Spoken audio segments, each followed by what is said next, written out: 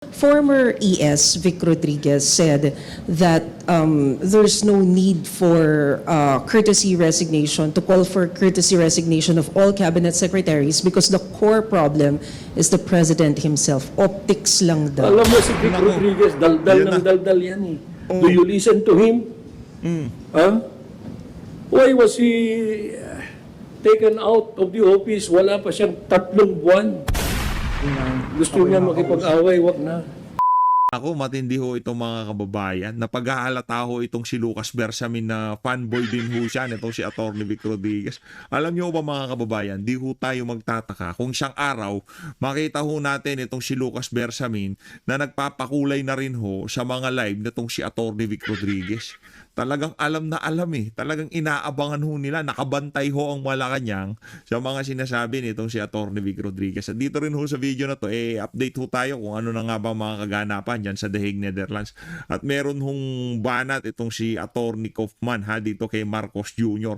Ang tunay daw hong prosecutor netong si dating Pangulong Rodrigo Duterte nasa Malacanang. Naku, abangan nyo yung mga kababayan. Pero bago lahat ng yan, isang like at isang subscribe. Masaya na ho tayo dyan sa mga gusto sumali sa ating community. Yung joint button, nandyan lang ho sa baba. Umpisa na ho natin itong ating video. Umpisa na ho natin dito kay Atty. Kaufman. Makibalita ho tayo kung ano na nga ba ang latest na update dyan sa The Hague, Netherlands. Okay? Good morning. Good morning. Yeah. How's that? Former President Duterte is in good spirits, as usual. He's always happy to see his defense team. Yeah. And we're working on his case. Thank you, sir, for that. So, Attorney Kaufman, the ICC is in trouble after the U.S. placed sanction on Chief Prosecutor Karim Khan, who also faces a serious personal allegation. His email and bank account are reportedly blocked. So, our question is, number one, what happens now the case against former President Duterte? And number two, if the Chief Prosecutor can't do his job, who will handle the case? And number three, and how should the Philippine government deal with this, knowing the ICC is being questioned and the US is against it? Well, let's start with the last question. Yeah. I think that the real prosecutor in this case is actually in Manila, sitting in his palace. He's the person who threw President Duterte over here to The Hague. He's the person who used the office of the prosecutor as a tool in his political campaign, and it won't work. Now, regarding the sanctions, the US sanctions. Sabi siguro nitong si Atty. Kaufman, pati ko siguro itong si Atty. Kaufman, nagulantang na eh. Grabe ng paninira ang ginagawa dito kay dating Pangulong Rodrigo Duterte. Pero nangunat na mayagpag siya doon sa nagdaang eleksyon. At yung mga kandidato niya sa PDP laban, tinalo yung mga kandidato ng Partido Federal ng Pilipinas, itong si Marcos Jr. Yun talaga nakakabilib sa totoo lang. Wala ho ni isang senador na nanalo na kabilang dyan sa Partido Federal. Kaya doon pa lang talagang kitang-kita na ho na kahit ano pang tweak ang gawin ng administrasyon, hindi na ho talaga uubra yan, higa nga. Sanctions, these were imposed, I don't think it has anything to do with the Philippines situation. As you may be aware, President Trump is pretty annoyed with the ICC because of the investigation into what so-called Palestine situation. And he has said, quite frankly, that anyone who targets the United States, who targets United States allies, and for all intents and purposes that is Israel, and Prime Minister Netanyahu, they will be subject to sanctions. Now, at the present moment in time, these sanctions are only affecting one person in particular. That's the Chief Prosecutor, Karim Khan, who has now suspended himself because of the allegations of sexual misconduct. I'm not going to go into those allegations. It's not my role to pass judgment. But he is being investigated by the United Nations, and the United Nations Office of Internal Oversight Services will come back with their decision on the matter in due course. And then whatever happens to Chief Prosecutor Khan will happen. But the person who is handling the case at the moment is the Deputy Prosecutor, that's Mame Niang, and he has overall control of the case, and he is the person who is now signing off on documents in President Duterte's case. However, on an operational basis and on a day-to-day basis, the person interacting with the defense is an experienced American prosecutor. I'm not going to mention his name, but he's a professional prosecutor. We just hope that the deputy prosecutor himself will take the time to learn the case and also interact with the defense, because just as I am accustomed to interacting with the former chief prosecutor, I expect that the deputy prosecutor who has now assumed that role will interact with me. Attorney, with respect to the application or the motion that you filed pertaining to the disqualification of 2 of the 3 judges, we are awaiting the result of that. Do you have insights, or were there already information with respect to the result from the plenary session? Let's get this straight. I'm defense counsel. I don't sit in chambers. I'm not a party or a fly on the wall in the discussions of the judges themselves. The judges, as you will be aware from the decision which was issued, have been required, I'm talking about the 2 judges who the defense requested to disqualify, have been required to make their observations by a certain date, and that was yesterday. They would have made their observations. I'm not sure whether those observations are disclosed to defense counsel at this moment in time. And they will be disclosed in due course once the plenary have sat and once the presidency renders its decision, and we will know what they decide. Let me make one thing clear. We invited the judges to disqualify themselves, or to excuse themselves, right, as a matter of courtesy and out of respect. They said that we shouldn't do that. Well, we shouldn't do that, but we acted out of politeness and courtesy. It's not our position to criticize judges. Judges are independent. They have a degree of integrity. That's presumed integrity, and we're the last people to question their integrity. However, this whole issue with respect to jurisdiction has already been litigated, and litigated extensively, and those 2 judges were party to that decision. That's what the request for disqualification is all about. Attorney, it is also a known fact that the former president is now the mayor of the city of Davao. Are you already processing everything with respect to his oath-taking? I'm not going to talk about oath-taking or anything. That's a legal question which is being handled by his Filipino lawyers.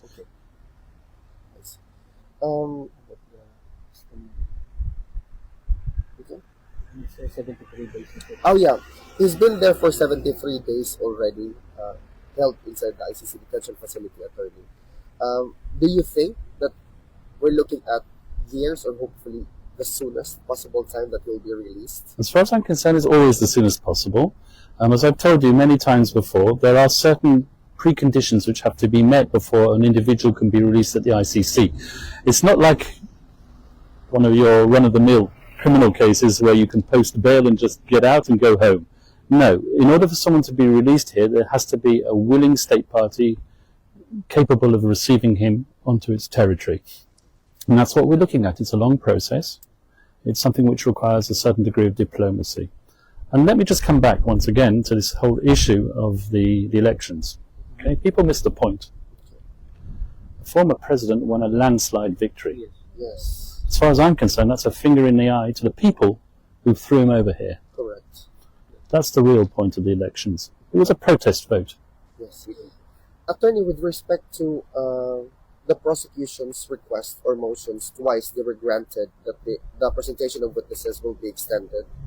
What is the implication of that with relation to the longevity of the trial in general? Well, perhaps if we feel that we've been disclosed statements and witnesses' evidence at a late stage, then it could formulate a request on my part for the postponement of the confirmation hearing, but I'm not asking to postpone a confirmation hearing at the present moment in time at all. In fact, I'm quite happy for it to be brought forward, and I wish it would be. Yeah. Because currently, attorney, there has been a report that one of the senator of the Philippines found out that there were ICC investigators already in the Philippines right now trying to ask retired policeman or policeman to sign a, what do you call that? An affidavit to strengthen their case here in the ICC. Is this also in line with the particular request that they have to delay the presentation of the witnesses?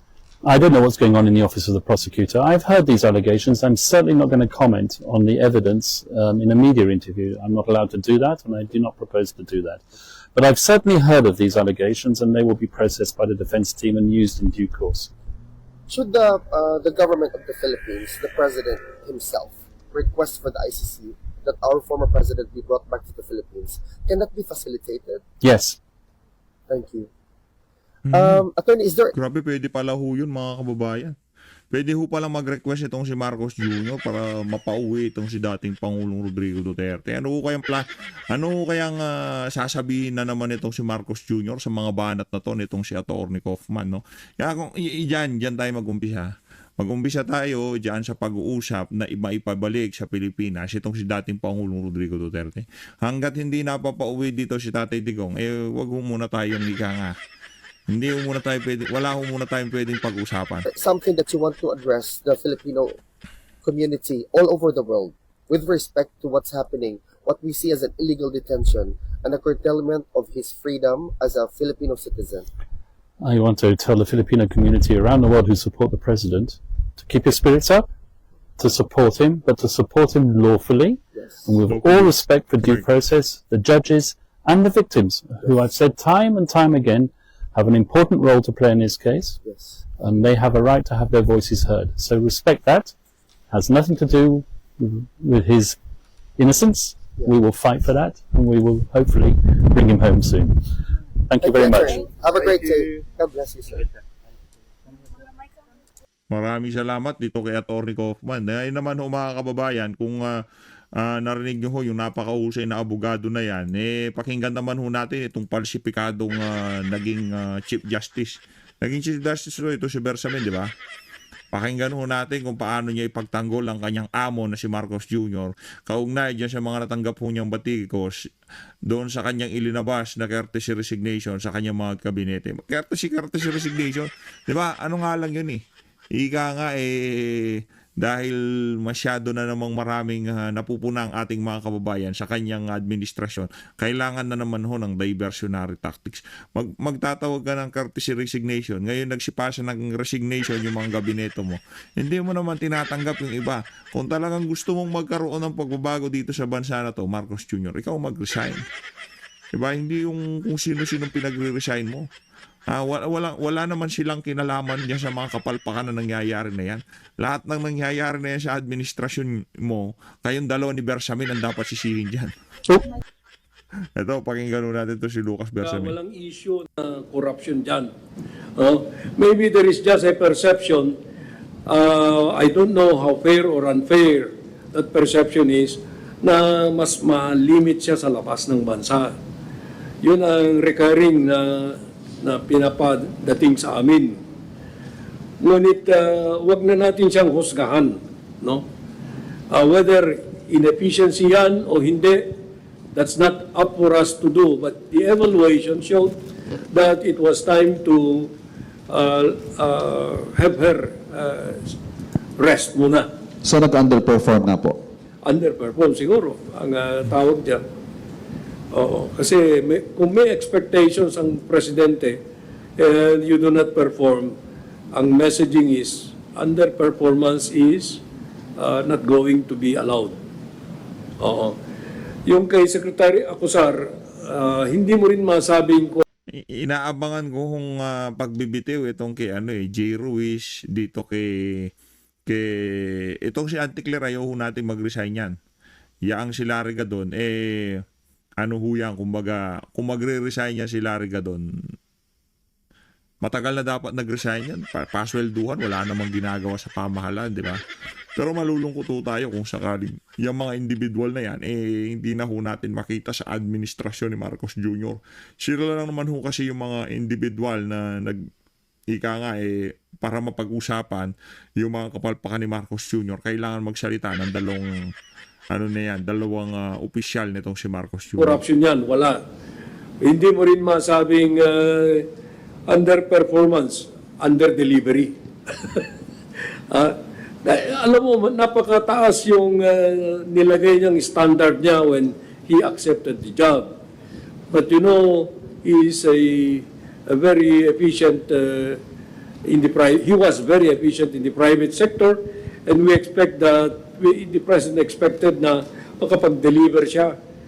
Pero I don't know if he set the standard too high for himself dahil 1 million housing a year, housing units.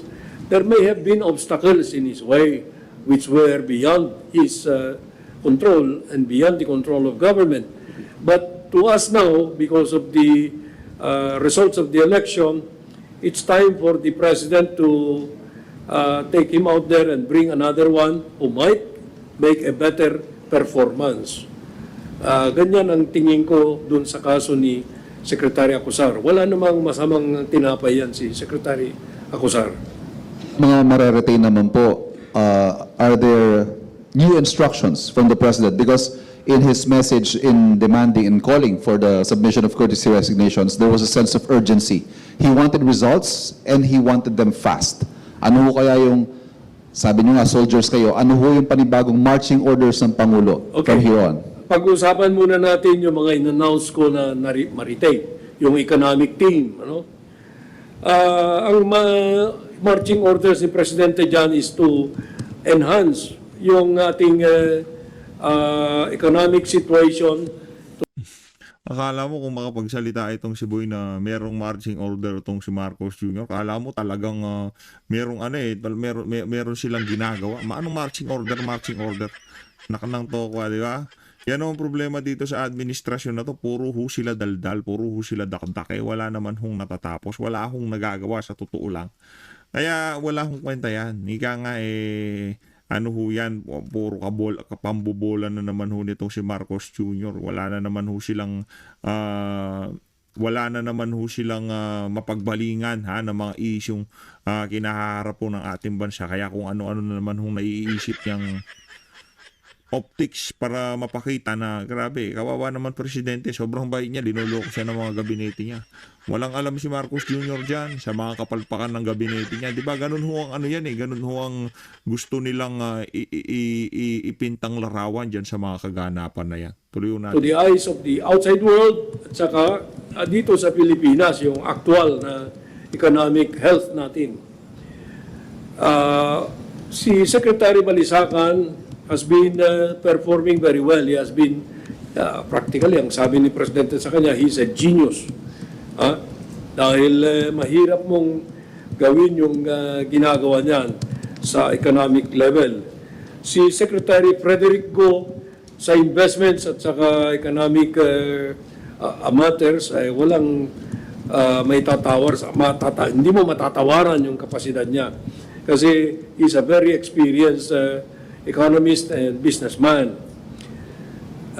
Si Secretary Recto, that is the same thing that we have to say. Kasi si Secretary Recto from day one of his service, he came in midway in the past 3 years. Siya naman kaagad action man yan eh. You know, he was working under financial limitations or the fiscal space na nadatnan niya masikip. Pero up to now, we have remained very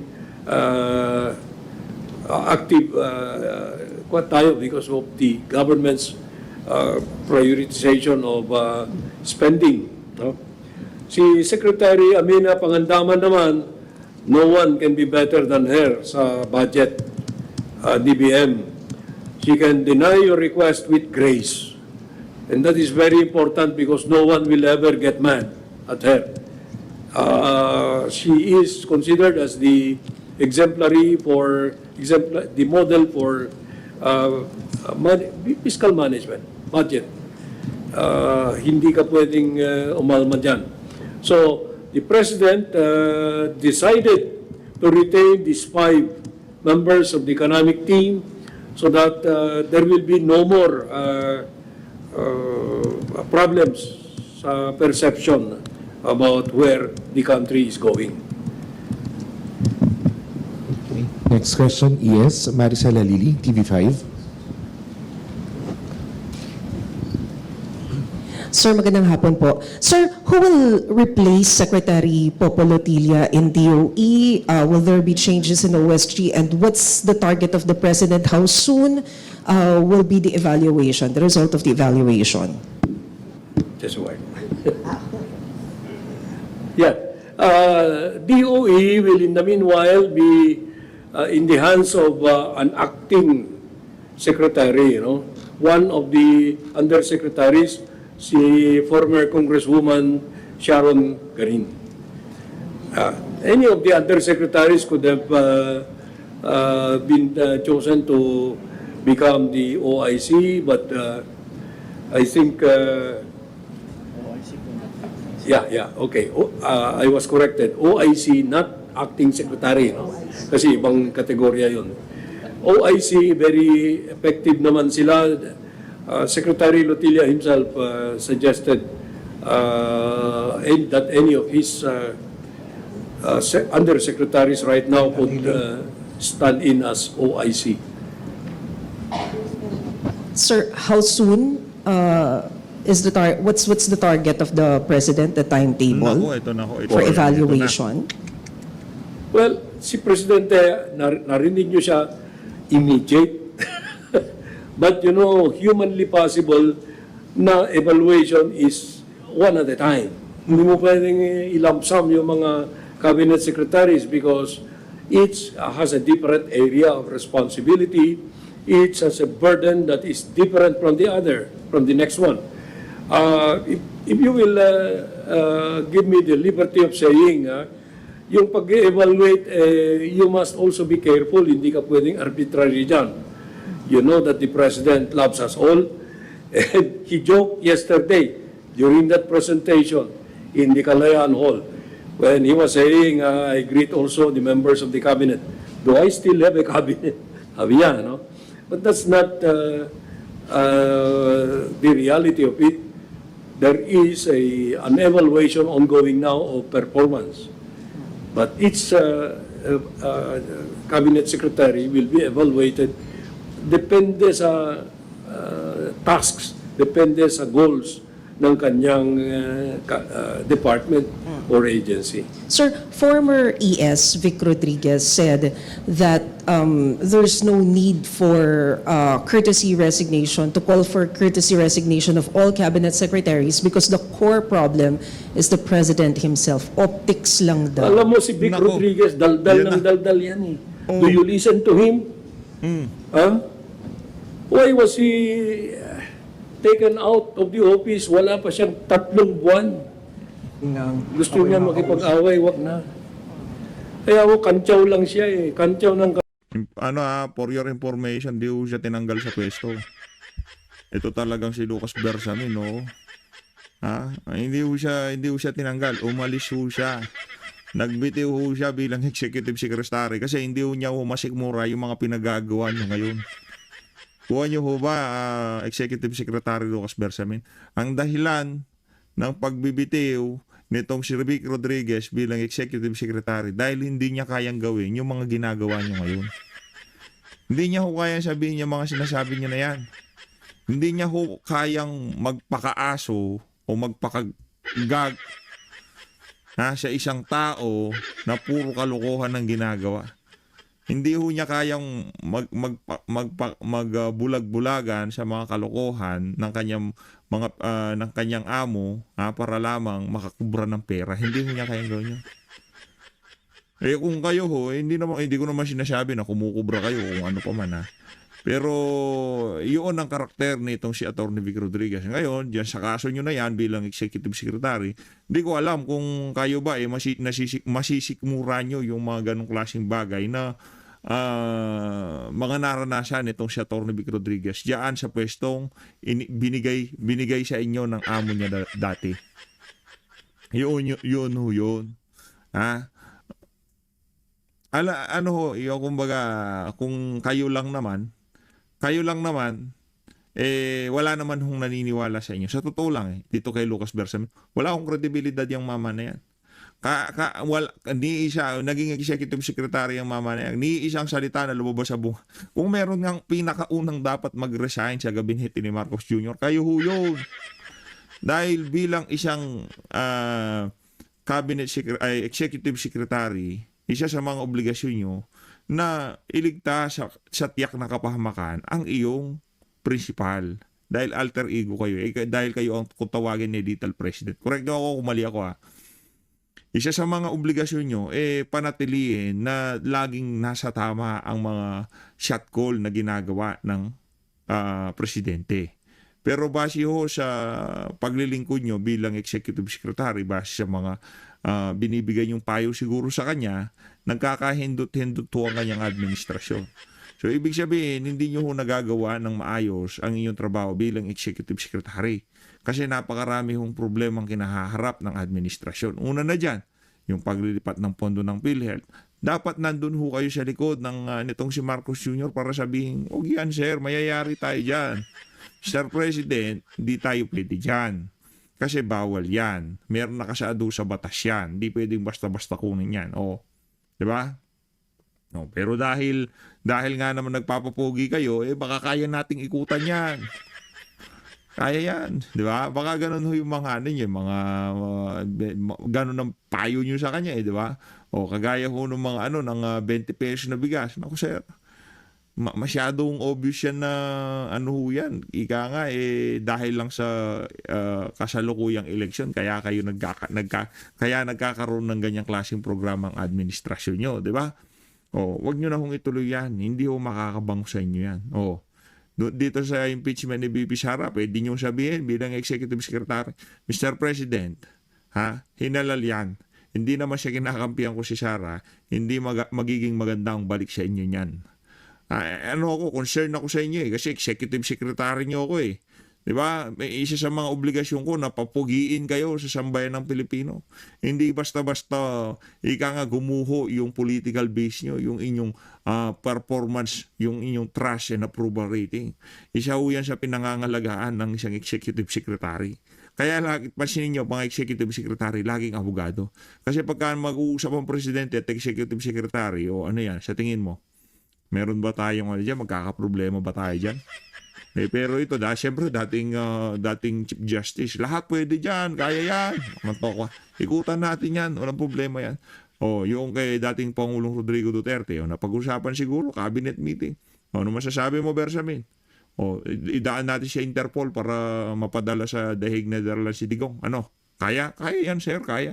Meron tayong dyan, meron tayong agreement, meron tayong kasunduan na kung sakaling magkaroon ng hindi man ho red notice di ba? Diffusion notice pa lang. Diffusion order pa lang ho mga kababayan.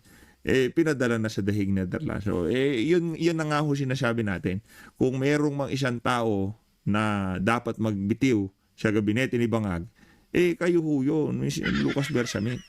Sir, kayo ho yun. Mawalang galang Kayo ho, kung merong mga dapat masibak sa administrasyon na to, kung merong mang pinakaunang dapat tanggalin itong si Marcos Jr., kayo ho yun. Dahil kayo ho, ang isa sa mga nagpahamak sa kanya, dahil nga naman abogado kayo, papaniwalaan kayo, dati kayong Chief Justice, di ba? Kaso ang problema, yung mga ipagpalagay na natin na naikutan nyo na yung batas, pero yung pananaw ng ating mga kababayan na mali ang pinaggagawa ng presidente, hindi niya ho basta-basta malulusutan yan. Yung ginawang impeachment dito kay Vice President Sara Duterte, kahit ano pang i-deny ni Marcos Jr. na, hindi ko alam yan. Wala na akong magagawa. Hindi ako sinunod ng House of Representatives, kesyo ganito, kesyo ganyan. Hindi. Ginusto niya ho yun. At noong nangyayari yun, pwede niyong tawagan ng presidente, "Mr. President, tagilid ka dyan. Mayayari ka sa galaw na yan." Ano yan, hindi, alam nyo naman, tagilid kayo dyan. Kung ako sa inyo, huwag nyo nang ituloy yan. Pinagpatuloy pa rin kung anong nangyari. Hindi mo na protektahan ang principal mo para sa mga yung balik ng mga pinaggagawa nyo, yung kung paano tanggapin yan ng ating mga kababayan. Yun ang problema nitong si Lucas Bersamin. Ngayon, para sabihin mo sa amin na huwag paniwalaan itong si Vic Rodriguez kasi puro batikos lang o kung ano man ang sinasabi sa administrasyon nitong si Bangag. Nako, etong si Vic Rodriguez, kung prinsipyo at paninindigan lang ang pinag-uusapan dyan, sa kanya na kami kasi kayo nagtagal kayo dyan sa kabila ng napakaraming iskandalong kinaharap ng presidente. Doon pa lang sa kulang-kulang na BICAM report at pinagpilitan pa rin pirmahan yung budget na yan. Gayong alam nyo naman na palsipikado yan. Di ba?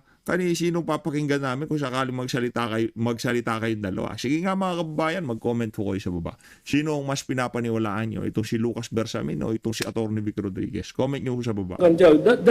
That's when you see in the middle of night a dog barking at the fence. If you want to get up, you get up and throw stones at that dog. But we will not do that to him. Ba't binabanatan mo? Ba't binabanatan mo? Diba? Marami pa nga tayo naririnig-rinig pati yung seguridad nitong si Atty. Vic Rodriguez talagang pinupuntirya ng mga galit sa kanya. Ano sinasabi nito na hindi pinapansin itong si Atty. Vic Rodriguez? Kung alam nyo lang mga kababayan. Huwag na nating pansinin. Salamat, ES. Next question, Tristan Nadalo, Newswatch. Hi sir, good afternoon po. Sir, based dito sa initial na results nung evaluation po, no, baka lang may perception yung tao walang bagong pumalit or parang new breed na dinagdag. Are we expecting the President na may mga idadagdag siya talagang wala doon sa initial na list, sir? Yes, alam mo, mahirap natin i-prejudge yung actions that will be taken. But you can be sure that the President really wants to be responsive to the popular clamor for performance, for change.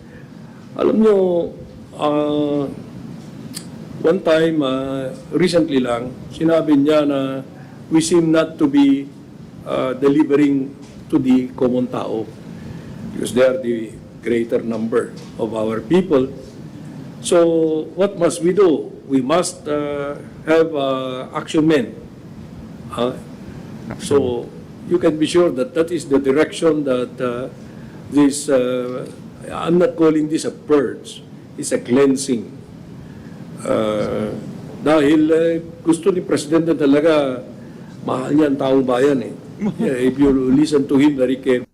Mahal niya daw ho ang taong bayan. Ito tinatanga na naman tayo nitong si Lucas Bersamin. Mahal niya taong bayan pero kinuha niya yung pera ng taong bayan na dapat sana ay ginagamit panggamot para sa mga mahihirap, para sa medical assistance ng mga mahihirap. Mahal niya ho ang taong bayan. Wala akong ginawa kundi mamigay ng kaliwat kanan na ayuda na dapat sana yung pondo na yon ipaggawa ng mga infrastruktura, eskwelahan, tulay at kung ano pa mapapakinabangan para sa ekonomiya ng ating bansa. Pinamigay ho bilang ayuda. Walang humpay na pamimigay ng ayuda. Mahal niya ang madlang Pilipino sa lagay na yan. Ganyan ho kasinungaling yan si Lucas Bersamin. Kaya kayo na ho mga kababayan, timbangin nyo ho yung mga sinasabi ng mama na yan. Dahil ano ho yan, ika nga, yung kalahati ng mga nangyayari ngayon sa ating bansa, kung meron man dapat sisihin, isa ho dyan yung si Lucas Bersamin. Kumuha-kuha ka pa ng dating Chief Justice, ipapahamak ka lang pala. Wag na lang. Doon na lang ako doon sa abogado na by the book. Pagka yan mali. Hindi yung tipong bibigyan ka niya ng alternative na sagot para lang maikutan at para lang ma-fulfill yung kagustuhan mo na mangyari yung isang bagay na kahit alam niyang illegal, bibigay sa'yo para mapasaya niya itong si Marcos Jr. Tama yan, Lucas Bersamin. Pagbigyan mo lang. Pagbigyan mo lang yung presidente mo. Bigay mo lahat ng gusto niya. Kahit na alam mong pansipikado, gawin niyo ho yan. Kahit na alam niyong merong humaharang na batas, gawin niyo ho yan. The best yan. His language were not measured. They were spontaneous tungkol sa sentiment niya na it's time to serve again. To show the people that we are serving them. No. Yung standard. Just a follow-up na lang po. Yung action man, sir, ibig sabihin may mga bagong papasok na wala doon sa original list ng... Hindi naman. Maaaring meron. No? I cannot just say that now because until the President has decided, no one can second guess what the President really has in his heart. Okay? Now, you know that the President, based on how you observed him, is a sincere individual. He has been very frank. Sincere individual. Ano sabi niya? Na not in a million years. Hindi makakapasok dito ang ICC. Wala silang jurisdiction. Pumasok ang ICC. Hindi ako pabor sa impeachment ni BP Sara. Mabilis pa sa alas 4 na-impeach si BP Sara. Sincere ho ang tawag dyan Yung tono ni Marcos Jr. nung nagpa-interview siya kay Kato Nying, wala akong sinabi yun dun sa sincerity ng kanyang boses nung sinasabi niya na hindi pa papasukin ng ICC dito para dakpin itong si dating Pangulong Rodrigo Duterte. Ganun na ganun Mas sincere siya nun. Wala na mas titindi pa sa sincerity ng boses niya nung sinasabi niya yung mga kataga na yun. Not in 100 years, million years na napapasok dito ang ICC dahil wala siya rin jurisdiction. Diba? No, meron pa bang sincere noong sinabi niya na noong nangyari ang Marawi Siege, wala ang mga armas sa mga pumasok. Diba? Sincere siya nun? Pero anong nakuha, lumabas sa mga video sa social media? Naku, full battle gear ho yung mga sundalo. Kaya pagka sinasabi na nitong si Lucas Bersamin na sincero itong si Marcos Jr., mag-isip-isip na ho kayo. Dahil panigurado, pambubudol na naman ho ang ginagawa ng mama na yan. Wala siyang tinatago eh. Walang disguise. So, when the time comes for each of the individuals, 52 na ang nag-submit, we do not know how this 52 will fare. No? Meron na tayong 5 na na-retain and 2 na pagbabakasyonin. Literally. Okay? I think that's all. Yes. Ang bottom line dito, ang ginagawa na yan ng Malacanang, ano ho yan? Hindi ho yan revamp, hindi ho yan tweaking, hindi ho yan para mapagandang performance ng administration. Hindi ho, napakalaking kabalbalan ho yan. Gusto lang kong ipakita yan na kasalanan niya ng mga gabinete kung bakit palpak ang administration. Kaya courtesy resignation na lang kayo. Ganun ho yan. Ano na naman ginagawa niya? Dahil weak nga siya, naghahanap po siya ng masisisi. Ganyan ho yung mga narcissist. Yung tipong walang laging kasalanan. Kasi sabi ko na sa'yo, ikaw kasi yan. Mga ganyan, mga narcissist yung mga, hindi aakuin yung problema na, sorry, kasalanan ko, may problema, ganun nangyari, ayusin na lang natin sa susunod. Diba? Ganun ho. Pero itong si Marcos Jr., courtesy resignation kayo lahat. Pero yung mga problema na kinahaharap ng ating bansa, dahil ho yun sa kapalpakan ng kanyang pamumuno sa ating bansa. So Luis, maraming salamat ho sa pag-support sa PH Update. Mag-ingat ho kayo lahat. Mahalin natin ng Pilipinas. Maraming salamat mga kababayan.